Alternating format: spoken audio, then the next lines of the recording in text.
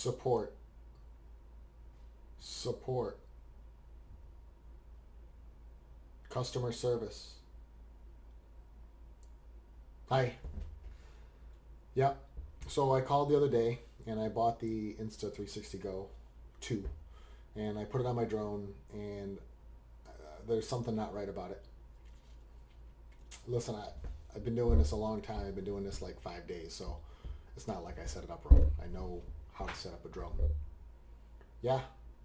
So it didn't come with a mount for my drone, so I mounted it, and now the drone won't work, and the video is terrible. Well, I can't even get the video to work, and I for sure can't get it to do both at the same time.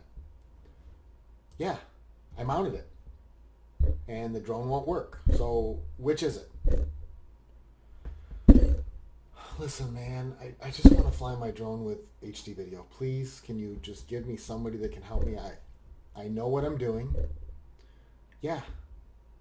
Yeah, it's mounted. It's mounted.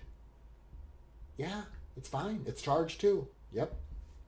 Yep, and I updated it. And it still doesn't work. So now what? Oh, you're terrible. I'm going to leave you a bad review.